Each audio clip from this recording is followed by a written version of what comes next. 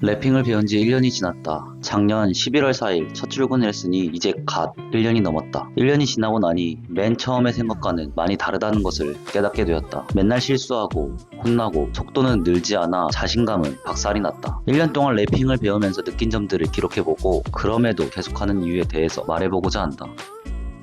나는 병원에서 전담 간호사 생활을 7년간 해왔다. 정말 수많은 시술, 수술 보조를 해왔기 때문에 손으로 하는 것에는 그리고 꼼꼼함에는 어느 정도 자신이 있었다. 거기다 래핑 원데이 클래스를 신청해서 갔을 때에도 래핑의 가장 중요한 반커팅이 잘 되었으니 더욱더 잘할 것 같았다. 그런데 잘하기는 개뿔. 오히려 정반대다. 커팅 실수하기가 일수고 꼼꼼하지 못해서 맨날 혼난다. 커팅을 하고 나면 어느 부분이 빈다든지 마감이 깔끔하지 못한 결과물이 나온다. 이런 결과물들이 적나라하게 내 눈에 보이니 변명할 여지도 없다. 가면 갈수록 자신감은 사라지고 어렵다 라는 생각이 많이 든다.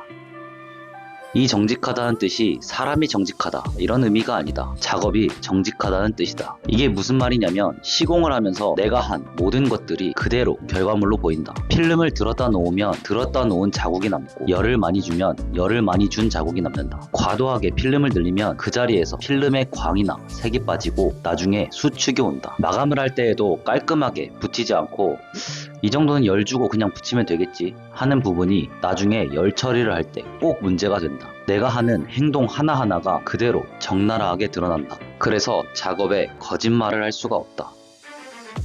이건 대부분의 기술이 해당될 것이라고 생각한다. 하지만 누구나 생각할 수 있다. 나는 다르겠지? 라고. 래핑도 그런 재능이 있는 사람들이 있다고 한다. 업계에서는 칼잡이라고 부르는데 남들에 비해서 이해 능력이 뛰어나고 실력이 늘어나는 속도가 정말 빠르다고 한다. 래핑을 배우게 되면 샤크 안테나와 문 손잡이를 시작으로 옆판을 잡고 본넷, 트렁크, 범퍼 등 순차적으로 레벨업을 하게 되는데 이 시기는 사람마다 차이가 있다. 사장님 말에 의하면 래핑에서 가장 어렵다는 범퍼에 진입하게 되는 기간이 일하면서 봐온 사람들의 대부분은 3년 정도라고 했다. 1년 또는 2년을 배우고 가게를 차리거나 기술자가 되고 싶은 욕심은 모두가 있을 것이라 생각한다. 불가능하진 않겠지만 쉽진 않을 것이라 단언할 수 있다.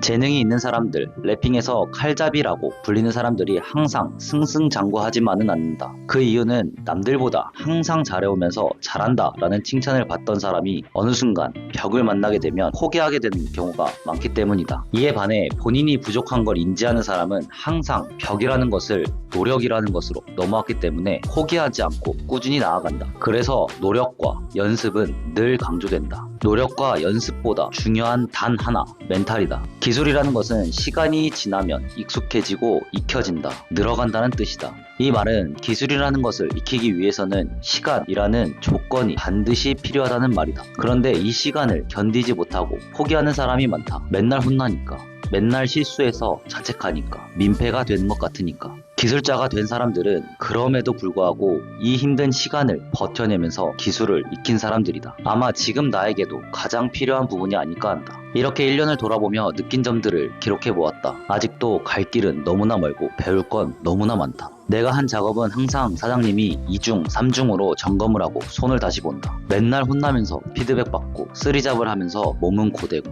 이 길이 맞나? 성공할 수 있나? 라는 질문들을 스스로 끊임없이 되뇌인다. 조급하게 느끼기 때문이겠지.